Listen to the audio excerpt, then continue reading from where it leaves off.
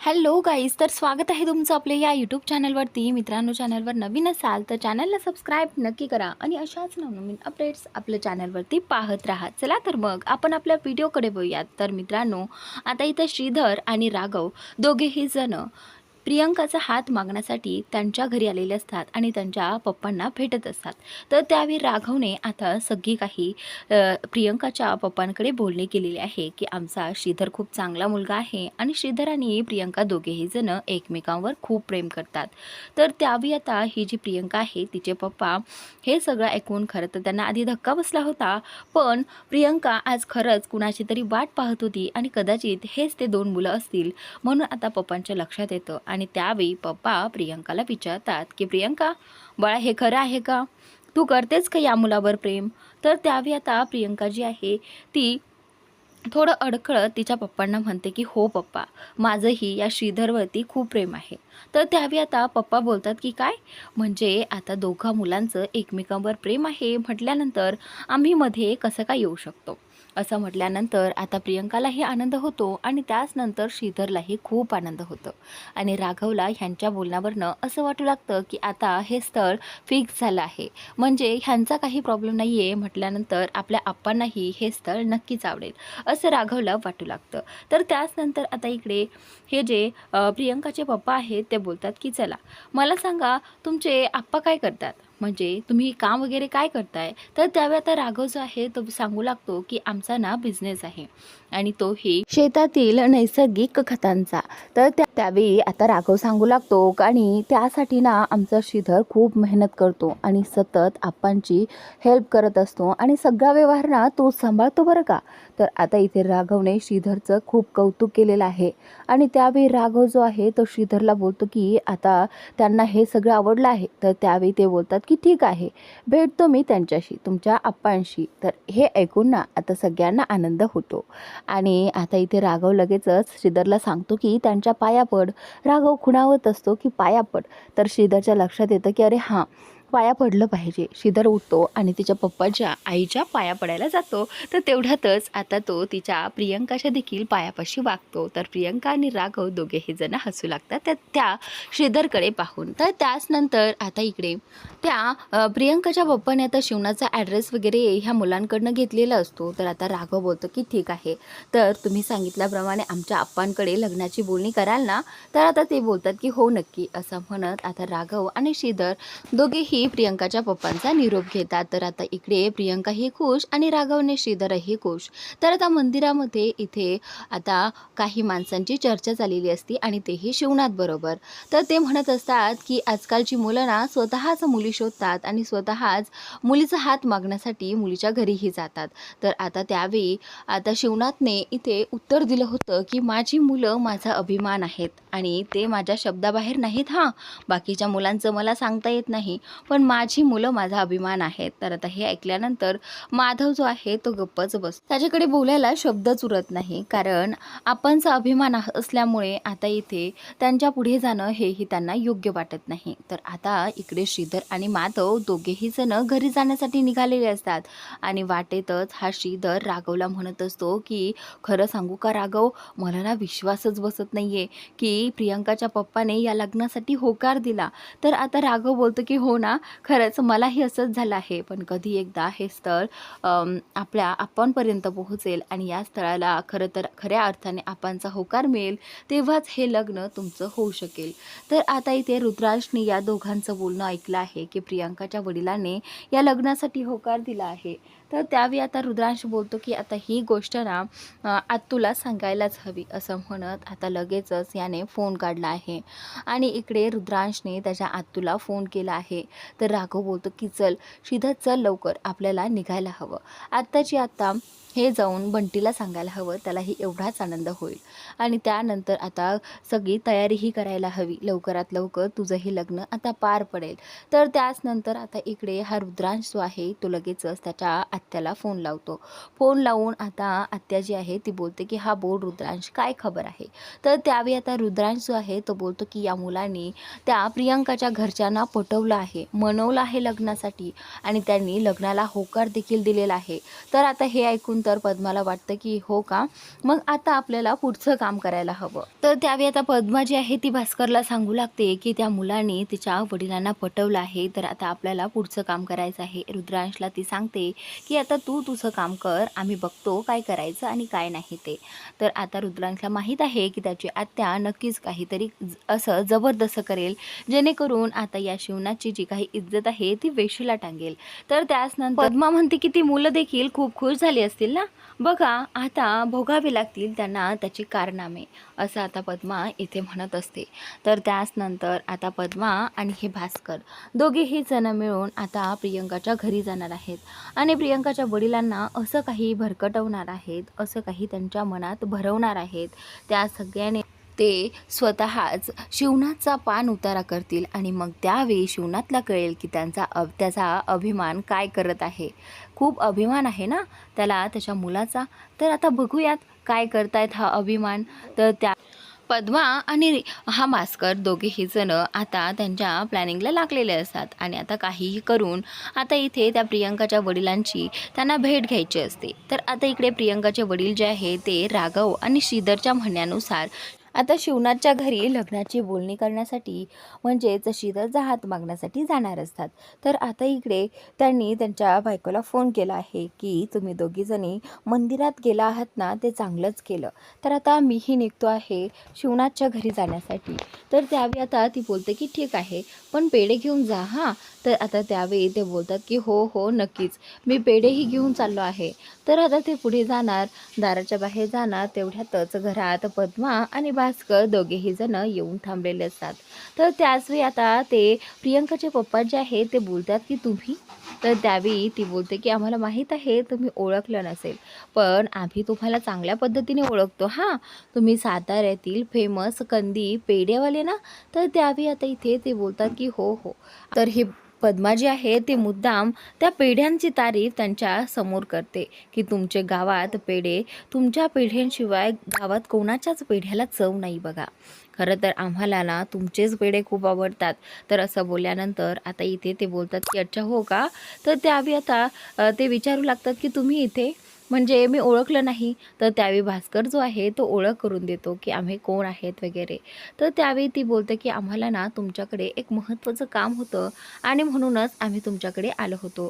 तर त्यावेळी ती बोलते की आम्ही तुमच्या बायकोचं फोनवरचं बोलणं ऐकलं की तुम्ही शिवनाथच्या घरी स्थळासाठी जाणार आहात आणि ते ऐकलं आणि आम्ही तुमच्या घरी भेटण्यासाठी तुम्हाला बोलण्यासाठी निघून आलो. तर त्यावेळी आता ते बोलतात की हो का, बसा ना बसा. तर त्यावेळी आता दोघेही जण तिथे बसतात आणि त्यावेळी इथे हे जे प्रियंकाचे पप्पा जे आहे ते विचारू लागतात की काय झालं, तुम्हाला माहिती आहेत का ते शिवनाथ कोण आहे ते. तर आता इथे पद्मा बोलू लागते की हो, आम्हाला चांगल्याच पद्धतीने माहिती आहे की शिवनाथ कोण आहे आणि तो कसा माणूस आहे. तर त्यावेळी आता इथे प्रियंकाचे पप्पा विचारू लागतात की काय झालं आहे, म्हणजे ते चांगले आहेत ना व्यक्ती म्हणून. तर आता इथे ती सांगू लागते की काय सांगावं आता तुम्हाला, ते माणूस म्हणून ना अगदी आतल्या गाठीचा माणूस आहे बघा. म्हणजे तो आतून एक वागतो आणि वरून एक दाखवतो, असा माणूस आहे तो. आणि मला तो माणूस म्हणून घ्यायच्या लायकीचा देखील वाटत नाही. जसं आम्हाला कळालं की तुमच्या मुलीचं स्थळ तुम्ही त्यांच्या घरी घेऊन जाणार आहात, तसं आम्ही तातडीने इथे निघून आलो. कारण मला असं वाटतं की एखाद्या मुलीचं चांगलं व्हावं, कुणाच्याही आयुष्यात वाईट दिवस येऊ नये, म्हणूनच मी इथे पोहोचले. तर त्यानंतर इकडे श्रीधर आणि राघव दोघेही जण नाचत असतात. तेवढ्यात बंटी तिथे पोहोचतो आणि बंटीला कळते की श्रीधरचं लग्न आता जुळणार आहे. प्रियंकाच्या वडिलांनी होकार दिल्यामुळे आता सगळं काही सोपं झालं आहे. आणि राघव इथे तेच बंटी मामाला सांगत असतो की बंटी मामा आता लवकरच आपल्या श्रीधरचं प्रेम त्याला मिळणार आहे आणि त्याचं लग्न ठरणार आहे. हे ऐकून आता मामाही त्यांच्याबरोबर नाचू लागतो. तर त्याचवेळी उमा तिथे येते आणि उमा त्या तिघांनाही बोलते की काय गोंधळ घालत आहात तुम्ही, काय चाललंय तुमचं सगळं हे. तर आता उमाच्या हातात लाडूचा डब्बा असतो. तर त्यावेळी बंटी जो आहे तो लगेचच तो लाडूचा डब्बा पाहतो आणि तो लाडू घेऊ लागतो. उमाताई जी आहे ती बोलते की आता नाही, अगोदर हे देवळात देऊ नये आणि त्यानंतर मी तुला देईल. तर आता बंटी जो आहे तो लाडूचा डब्बा घेऊन तिथून गेलेला आहे. त्यानंतर बंटी गेल्यानंतर उमा जी आहे ती राघवला विचारते की राघव मला सांग, आपला माधव कुणाच्या प्रेमात आहे का. तर हे ऐकून राघव चकित होतो की आता आईला कळालं आहे की माधव कोणाच्या तरी प्रेमात आहे. तर त्यावेळी ती बोलते की म्हणजे ती मुलगी आपल्या माधवच्या सोबत गोडाऊनमध्ये असते का? तर त्यावेळी आता इथे राघव जो आहे तो बोलतो की आई म्हणजे तुला हे कसं कळालं? तर त्यावेळी आता आई बोलते की म्हणजे आपला माधव खरंच प्रेमात आहे. तर खरं तर आईला माहिती नव्हतं, पण आईला त्यांच्या मनातलं काढून घ्यायचं होतं आणि म्हणूनच आईने असे वाकडे तिकडे प्रश्न राघवला विचारले होते. तर आता आई विचारते की मला सांग त्या मुलीचं नाव मधुरा आहे का? तर त्यावेळी आता इथे राघव जो आहे तो बोलतो की हो आई, तिचं नाव मधुरा आहे. हे ऐकल्यानंतर आईला आनंद होतो. आई जी आहे ती बोलते की मधुरा म्हणजे खरंच खूप चांगली मुलगी आहे. पण मला कळत नाही आहे की तिने आपली नोकरी सोडून तिने पद्माताई तिकडे नोकरी का जॉईन केली? तर त्यावेळी हे ऐकून तर राघवला धक्काच बसतो की हे सगळं काय आहे? मधुरा तिकडे नोकरीसाठी कशासाठी गेली? तर त्यावेळी आता राघव या गोष्टीचा विचार करू लागतो आणि त्यावेळी आता इथे ही जी उमा आहे ती म्हणत असते की ती मुलगी खरंच दिसायला आणि अशी साधी भोळी अगदी माधवला शोभेल अशीच आहे बघ. तर आता उमा एवढी आनंदी होत असते तिला पाहून. त्यावेळी राघव जो आहे तो बोलतो की पण आई हे शक्य नाही. तर त्यावेळी आई बोलते की पण राघव हे सगळं का शक्य नाही आहे, तू असं का बोलतोयस? तर त्यावेळी राघव सांगू लागतो की कारण तिचं ऑलरेडी लग्न जमलं आहे, तेही तिच्या आत्याच्या मुलाबरोबर. तर आता इथे आईला टेन्शन येतं की म्हणजे मग आपल्या माधवचं काय? माधव तिच्या प्रेमात आहे, मग आपल्या माधवचं काय होणार? असा विचार आता इथे उमाला येऊ लागतो. तर त्याच नंतर आता इकडे शिवनाथ आणि माधव दोघेही जण गोडाऊनमध्ये आलेले असतात. त्यावेळी शिवनाथच्या डोक्यात फक्त एकच विचार चाललेला असता की मधुराने हे सगळं का केलं? मधुराने एवढी चांगली आपल्या इथली नोकरी सोडून तिकडे का जॉईन केली? खरंच तिला पैसे जास्तीचे हवे होते का? दर 6 महिन्याला तिला मी पेमेंट वाढवून द्यायचो, तरीही तिच्या म्हणण्यानुसार सगळं काही करायचो. पण तरीही या मुलीने तिकडे जाण्याचा निर्णय का घेतला? मला तर एकच कळत नाही आहे की माणसाने कितीही जपावं, पण काही माणसं अशी असतात ना, त्यांना त्याचा काहीच फरक पडत नाही. बघ ना, आता गेली तिकडे मला ना अशा व्यक्तींचा प्रचंड राग येतो. मला तिरस्कार येतो अशा व्यक्तींचा. तर आता इथे शिवनाथ असं म्हणत असतो. तर तेवढ्यातच माधवला मधुराचे नाव घेतल्यानंतर माधवला त्याचे काही दिवस आठवतात की कसं माधव आणि मधुरा एकमेकांकडे पाहायचे आणि तिथे बसून काम करायचे. तर त्यावेळी आता इथे माधव त्याच्याच विचारामध्ये हरवून जातो. सारखं मधुराचं नाव त्याच्या कानावर पडत होतं. त्यामुळे आता तोही खूप डिस्टर्ब झालेला असतो. तर त्याचवेळी आता शिवनाथ जो आहे तो बोलतो की मला ना अशा मुलींचा खूप तिरस्कार आहे. तर तो म्हणू लागतो की माधव तू काळजीच करू नको, मी ना तुझ्यासाठी आपल्या सगळ्या राघवसाठी श्रीधरसाठी अशा सुना बघेल ना की त्या लाखात एक असतील आणि कुणीही त्यांच्यावर बोट उचलेल असं त्या कधीही वागणार नाहीत. अशा सुना मी माझ्या मुलांसाठी शोधणार आहे बघ. तर त्यावेळी पुन्हा एकदा माधवच्या चेहऱ्यासमोर मधुराचा चेहरा येतो, कारण त्याचं तिच्यावरती मनापासून प्रेम होतं. तर त्याचनंतर आता इकडे हा शिवनाथ जो आहे तो आणखी पुढे काही बोलणार तेवढ्यातच तिथे एक व्यक्ती आलेला आहे, तो जो नाकी शिवनाथच्या ओळखीचा असतो. तर आल्यानंतर इथे शिवनाथ बोलतो की बसा ना साहेब बसा, पण माफ करा मी तुम्हाला ओळखलं नाही बरं का. तर त्यावेळी आता साहेब जे आहेत ते लगेचच बसतात आणि इथे त्यांची ओळख वगैरे काही सांगत नाहीत, पण त्यांनी लगेचच बोलायला सुरुवात केली आहे. तर आता बोलायला सुरुवात केल्यानंतर इथे ते बोलतात की सकाळी आमच्या इकडे 2 मुलं आले होते. ते मुलं आमच्या मुलीचा हात मागण्यासाठी आले होते खरं तर. तर त्यावेळी आता इथे ते बोलतात की म्हणजे तुम्ही कोणत्या 2 मुलाबद्दल बोलत आहात? त्यावेळी आता ते सांगू लागतात की आमच्या घरी श्रीधर आणि राघव या नावाचे 2 मुलं आले होते. बरं मला सांगा, तुमच्या घरी मुलांसाठी स्थळ पाहत आहेत का? तर त्यावेळी शिवनाथ बोलतो की हो, आमच्या घरी स्थळ पाहत आहेत, पण राघव आणि श्रीधरसाठी नाही, तर आमचा हा धाकटा मुलगा आहे माधव, यासाठी आम्ही स्थळ पाहत आहोत. तर त्यावेळी आता तो बोलतो की पण तुमच्याकडे अशी कोणती पद्धत आहे की मुलं स्वतः मुलीचा हात मागण्यासाठी घरी येतात? आणि मला सांगा, तुमच्याकडे जर गुण आणि गोत्रच नाही आहे, तर तुम्ही आमच्यासारख्या खानदानी घरात मुलीचा हात मागूच कसा शकता तो? तुम्हाला जराही काही वाटत नाही का? तर आता इथे प्रियंकाच्या वडिलांचा आवाज जो आहे तो वाढलेला आहे, कारण त्यांना राग आलेला असतो. हे सगळं ना फक्त पद्मामुळे आणि भास्करमुळे झालेलं असतं. पण इकडे शिवनाथला या सगळ्याची काहीच कल्पना नसते. शिवनाथ म्हणतो की साहेब, तुम्ही हे सगळं काय बोलताय? मला तर ना काहीच कळत नाहीये. तर त्यावेळी आता इथे हे हे जे आहेत ना ते बोलतात की जसा बाप तशीच मुलं असणार, आणि मग ह्यांच्यासाठी कुठून चांगली स्थळ मिळणार ना. ना तुम्हाला तुमचं नाव माहीत आहे, ना तुम्हाला तुमचं गुण आणि गोत्र माहीत आहे, आणि निघालेत खानदानी मुलीशी लग्न करण्यासाठी, हात मागण्यासाठी. तर त्यावेळी आता इथे ते बोलतात की तुम्हाला माझीच मुलगी मिळाली होती का माझ्या मुलीचा हात मागण्यासाठी? तर त्यावेळी आता शिवराज जो आहे तो बोलतात की हे पहा साहेब, मला याबद्दल काहीच माहिती नाही आहे, त्यामुळे तुम्ही असं वाईट साईड काही बोलू नका. मी तुमच्याशी सभ्य भाषेत बोलतो आहे ना, तर नीट बोला. तर त्यावेळी आता इथे ते बोलतात की आज सकाळीच आमच्या घरी दोघं जण आले होते. तर त्यावेळी आता इथे तो प्रियंकाचे पप्पा जे आहेत ते पद्माचं आणि भास्करचं नाव खरं तर इथे घेत नाहीत, पण त्यांनी काय सांगितलं हे देखील ते सांगू लागतात.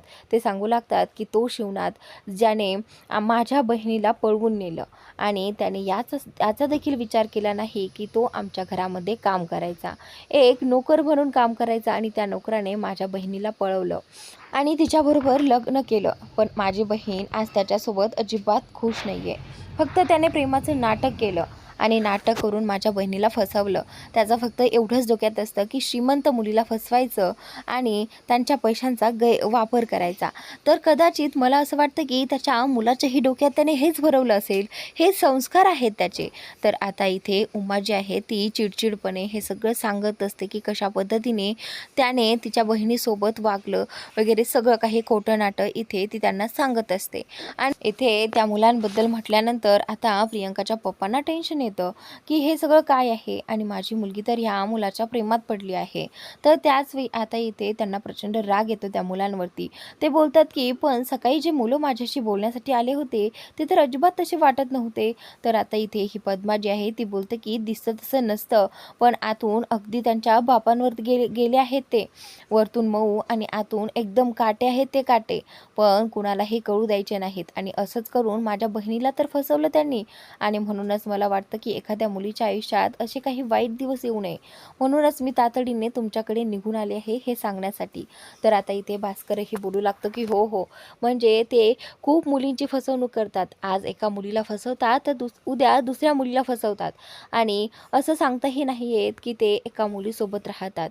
त्यामुळे आम्हाला असं वाटतं की तुमचं मुलीचे आयुष्य जे आहे ते बर्बाद होऊ नये, म्हणूनच आम्ही इथे तातडीने आलो आहोत. तर त्यावेळी आता इथे प्रियंकाच्या वडिलांनी त्यांच्यासमोर हात जोडले आहेत आणि त्यांना धन्यवाद दिला आहे की बरं झालं तुम्ही जर मला हे सांगितलं नसतं तर आज मी त्यांच्याकडे लग्नाची बोलणी करण्यासाठी निघालो होतो, पण तुम्ही येऊन मला हे सगळं सांगितलं, बरं झालं, माझ्या मुलीचं आयुष्य वाचलं. तर आता इथे शिवनाथ जो आहे तो बोलतो की तुमच्याकडे कोण आलं होतं? तर त्यावेळी आता इथे हे जे प्रियंकाचे पप्पा आहेत ते अजून देखील नाव सांगत नाहीत, पण कुठेतरी शिवनाथला कळालं होतं की हे सगळं ना पद्मा आणि त्या भास्करचं काम असावं. पण माझी राघव आणि श्रीधर यांच्या घरी पोहोचलेच कसं काय, हा प्रश्न आता इथे शिवनाथला पडलेला असतो. तर मित्रांनो, आता पुढील भागात असा काही जबरदस्त भाग तुम्हाला पाहायला मिळणार आहे की आता शिवनाथला श्रीधर आणि राघवबद्दल सगळं काही कळालं आहे की श्रीधर आणि राघव दोघे जण मिळून ह्या पेढ्यावाल्यांच्या घरी इथे त्या मुलीचा हात मागण्यासाठी गेले होते. तर घरी येऊन आता शिवनाथ जो आहे तो राघववरती प्रचंड ओरडतो की राघव हे सगळं काय आहे. तर त्याच वेळी आता राघव त्याच्या आप्पांना उत्तर देतो की आप्पा, तुमच्या एका शब्दाखातर आम्ही आमचं प्रेम विसरणं हे शक्य नाही ना आप्पा, हे बरं नाही आहे ना. तर त्यावेळी आता आप्पांना कळते की मुलं प्रेमात आहेत, आणि मुलं प्रेमात आहेत म्हणूनच हे सगळं वागत आहेत. तर कुठेतरी आप्पांना आता त्यांच्या मुलांच्या प्रेमाबद्दल कळालं आहे. तर आता ज्यावेळी ते साहेब प्रियंकाचे पप्पा जे आहेत ते त्यांच्या खूप काही बोलत होते, स्वतः अनाथ आणि मालकाच्याच घरची पोरगी पळून येताना काही वाटलं नाही तुम्हाला? आणि तशीच फूस तुम्ही तुमच्या मुलांना लावताय, काही वाटत नाही तुम्हाला? लाज वाटायला हवी, असं आता इथे ते बोलले होते. तर आता हे सगळं शिवनाथला आठवत असतं. शिवनाथ मोठ्याने ओरडतात की राघव. तर त्यावेळी आता राघव जो आहे तो लगेचच मध्ये बोलतो. राघव बोलतो की आप्पा, आम्ही तुमच्या हट्टामुळे, तुमच्या आग्रहामुळे आम्ही आमचा प्रेमविवाह करू नये का? हे बरे आहे का? तर त्यावेळी आता इथे सगळेजण राघवकडे आणि शिवनाथकडे पाहत असतात. तर आता उमा ही तिथेच असते आणि खूप घाबरली आहे, कारण शिवनाथ जो आहे तो प्रचंड रागात असतो आणि इकडे राघववरती आणि श्रीधरवरती ओढत असतो.